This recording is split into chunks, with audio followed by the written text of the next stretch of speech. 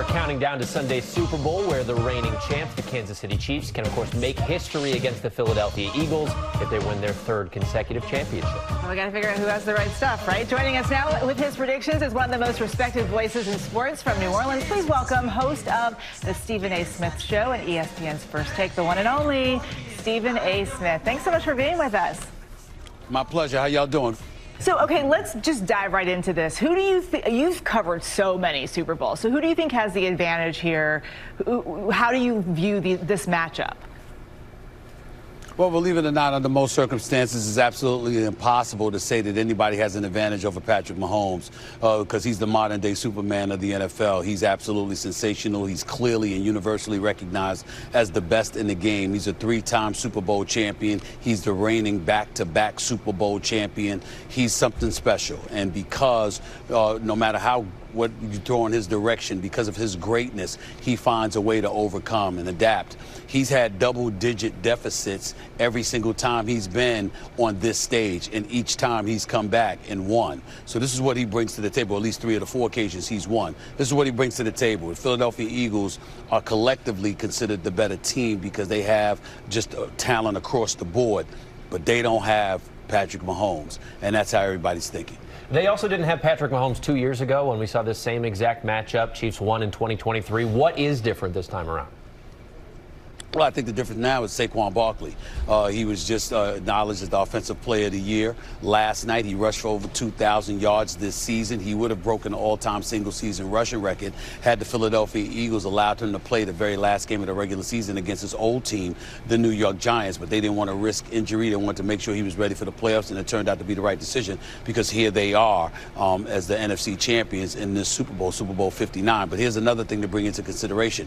Regardless of his greatness, or I should say on top of his greatness, it's facilitated by an offensive line that averages 6'6", about 328 pounds. These are some meat and potato brothers that he's got blocking for him. It looks like they eat cows for breakfast, for crying out loud. This is who they are. And so they're expected to plug holes and create gaps as wide as Broadway on a Sunday morning. These boys are that big, they're that vicious, they're considered the #1 offensive line in the National Football League at this moment in time, and they're going to need to show up this Sunday in order to dethrone Patrick Mahomes. Okay, so I'm going to be real honest with you. I used to live in Philadelphia, so I'm cheering for the Eagles. I have to. I'm wearing red today because it's Heart Day. But and you clearly think a lot of Patrick Mahomes. So what do you think the Eagles need to do to bring home the win?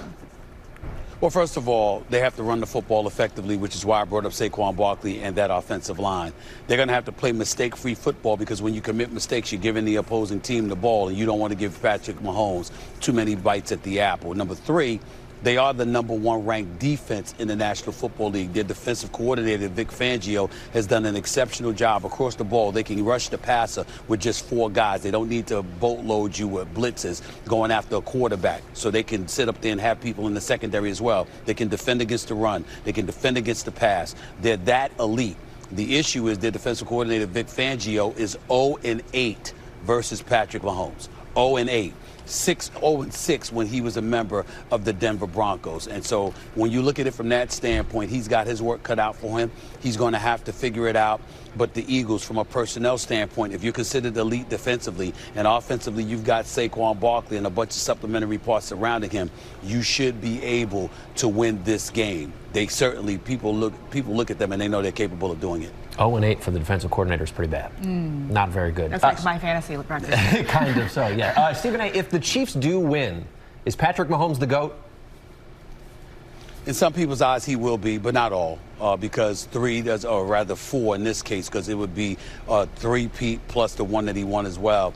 You would look at it and you would say, okay, he should be considered that in some people's eyes, but 4 doesn't equal 7.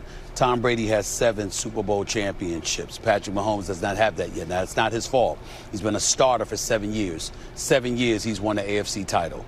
Every single year he's been to an AFC championship game. This is his 5th trip to the Super Bowl in 5 years and possibly his 4th championship.